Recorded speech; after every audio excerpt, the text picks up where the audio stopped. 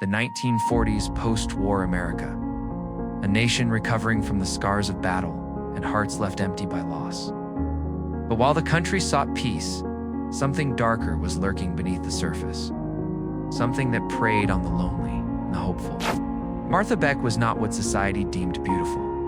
Mocked for her weight, abandoned by lovers, and rejected by her own family, she lived in a world that refused to love her back. But in the quiet corners of her pain, she began to yearn and to plot. Raymond Fernandez was charming, smooth-talking, and utterly void of empathy. A head injury during World War II had left him with a steel plate in his skull, and a dark transformation followed. He began seducing women through newspaper ads, only to steal from them, till he met Martha.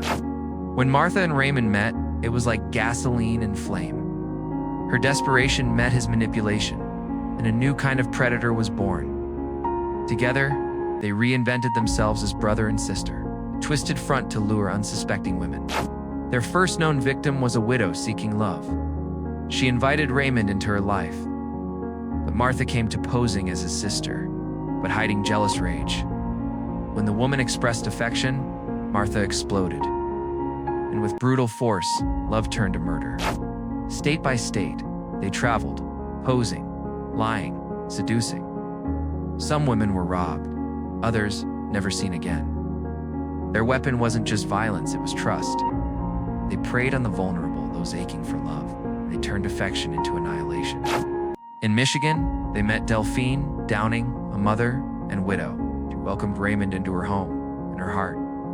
But Martha saw a threat. In a moment of fury, she drugged Delphine. And when her daughter began to cry, Martha did the unthinkable.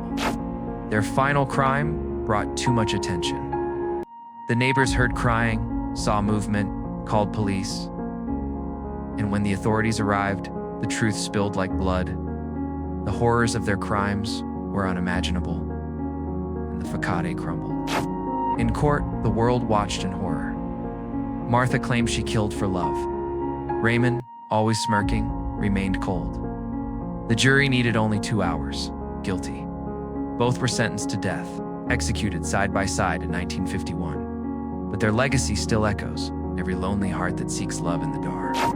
Love can be healing, but in the wrong hands, it becomes a weapon. Martha and Raymond weren't just killers. They were emotional parasites feeding on grief, desire, and trust. Their victims sought companionship, but instead found the grave.